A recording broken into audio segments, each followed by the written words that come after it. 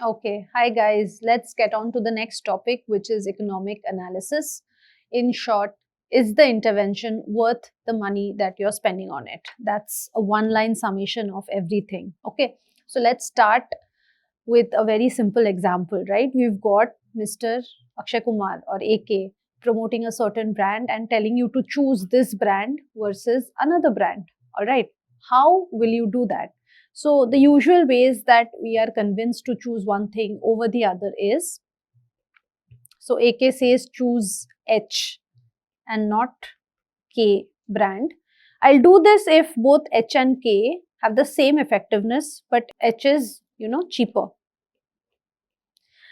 I can also choose H if I look at the outcome, which is the number of clean days that this particular detergent can have. It is more. With one drop, I can clean a lot more, a lot more ground of the bathroom, a lot more ground of whatever place I'm wanting to clean. So it's more effective.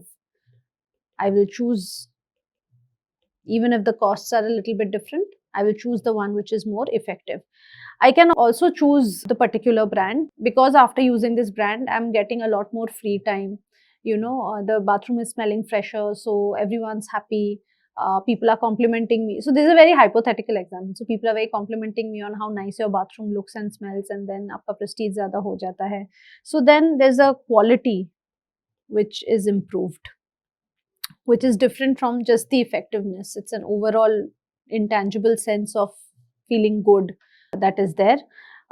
Then I can also see ki if I put, because I'm saving so much time while cleaning the bathroom, because it stays cleaner for longer, I'm able to spend that time in some other work. I can spend more time with my child, I can spend more time doing my work. Because I'm mentally very happy, I can take a lot more work. So there's a monetary benefit and indirect monetary benefit also.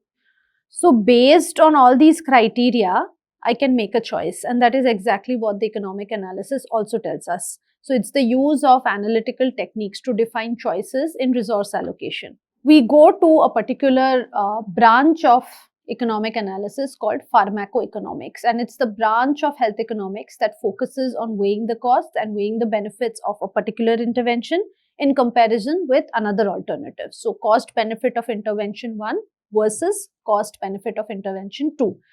This analysis is very critical because we have to maximize the value for the patients, and our resources are very limited, our funds are very limited, the number of people we can allocate in the healthcare system is very limited. So it must go with a good effectiveness. So in general, we have newer healthcare interventions, which may be medicines, which may be devices, which may be surgeries, and they're usually costlier than the existing ones.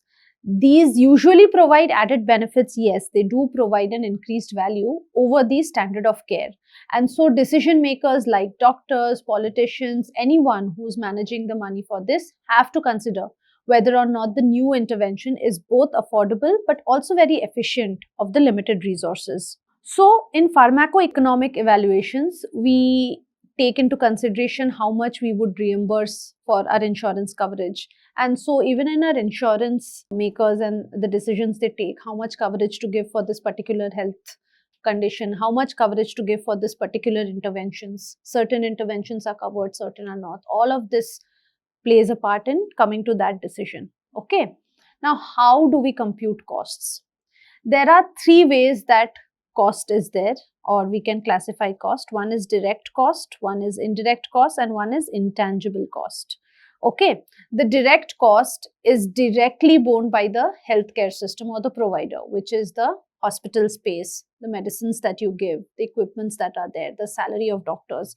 Now, we may be a bit kind of unused to the idea, but in the UK, they have the NHS, which is totally free of cost. When you point of contact jab aap hospital mein jate ho, you don't have to pay anything per se for the hospital cost. So when they say that this is borne by the healthcare system, this is what they mean.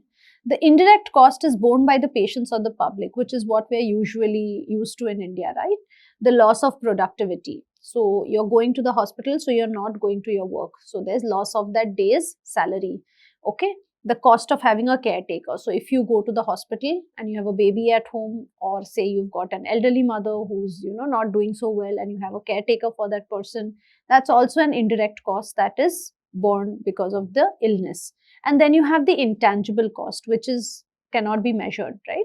So it's very abstract, or it's called the felt cost. So the disfigurement that you have, the suffering that you have, the stigma that you have, the physical discomfort that you have, there cannot be a money value for this.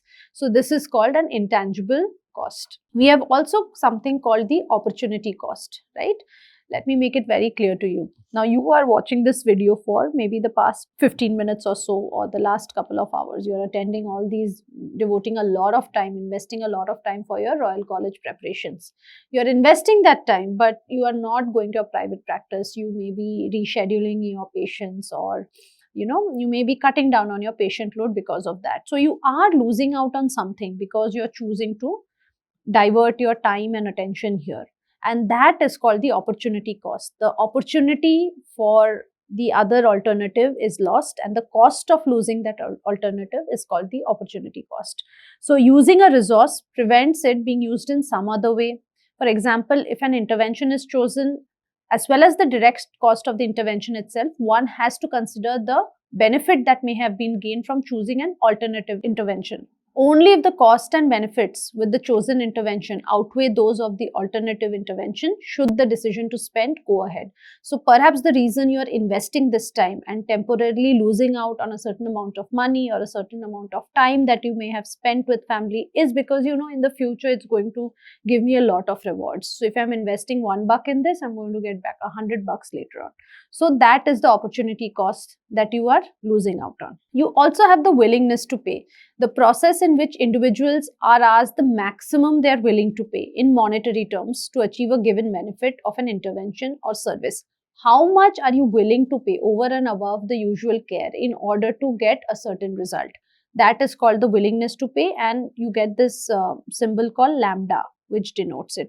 Very, very important, as we'll see later on. Then we have got the types of economic analysis. We have got the cost minimization analysis, or the CMA, the cost effectiveness analysis, or the CEA, the cost utility analysis, or the CUA, the cost consequence analysis, or the CCA, and the cost benefit analysis, CBA. This one slide can give rise to a couple of MCQs and EMIs. And so you will be given a situation and an example and asked what kind of economic analysis is this. So this is a table which kind of compares all the different economic analysis. The cost consequence analysis is not mentioned here because it's a different kind of analysis, and you will come to know why. In the cost minimization analysis, only the money, the input money is kind of considered. No outcome measure is considered. So if we take brand A and brand B and we think that both of them are equally effective, we just have to choose the cheaper drug. That is called cost minimization analysis. So we are looking at one outcome. We are assuming that both the meds are similar or both the interventions are similar, and we are just looking at the input cost, which is their price. And that's how we make a cost minimization analysis. But we know that two interventions might not always have the same outcome. The two interventions might work through different methods and have different levels of effectiveness. So is the input, is the money that you're spending on it worth the output? That is given by the cost effectiveness analysis, and the outcome is usually some natural units like the life that you've gained, the number of years that you've gained, or the number of disease-free days that you've got. Alright, so it's got some clinically effective measure or clinically useful measure which we can relate to, and we usually talk about cost effectiveness analysis in our day-to-day practice. Okay. The cost utility analysis also looks at one outcome, but it is a utility outcome, which is usually QALY. So in place of natural units, you get a utility measure called a QALY, and that's how you kind of judge which intervention is better. One QALY is 1 year of disease-free healthy life. Okay, and because of this, you can measure different interventions and different diseases also, because it's standardized according to the QALY. But in cost effectiveness, you can't do that. The measure is the same. Okay, so in QALY, you can see the quality of life after intervention in, say, breast cancer versus quality of life after, say, ovarian cancer. And so different conditions, different interventions standardized as a QALY measure, and you can compare. The cost benefit analysis is you replace the QALY with money. The input is money and the benefit is also converted into monetary terms. Like you look at the direct cost, the indirect cost, all of it, and the benefits, and then you come up with a monetary value. And so you have an input and an output both in money. That is called a cost benefit analysis. So especially for authorities, people in the administrative department, to decide whether to fund a heart transplantation program or a stroke rehabilitation center, they will just look at the monetary outcomes. So that is what a cost benefit analysis is. Now, all of the previous analysis, they looked at one outcome measure, like one composite outcome measure. But in cost consequence analysis, we know that it is more nuanced. A medicine may benefit a patient very well, but there can be loss of libido, there can be hair fall, there can be weight gain, there can be multiple costs and benefits with the same medicine. And so individually you calculate the effectiveness for each benefit or cost, and then the patient makes a decision. So this is one of the economic analysis in which the patient makes a decision based on this weighing of individual harms or benefits of one intervention. So it's like a spoke coming out of one intervention. So intervention A will have all these benefits. Okay, he can go to work, he's feeling better, he can have these side effects also, weight gain, drowsiness, etc., etc., and he can assign the value that he wants to either benefit or the loss, and then he can decide what he wants to do.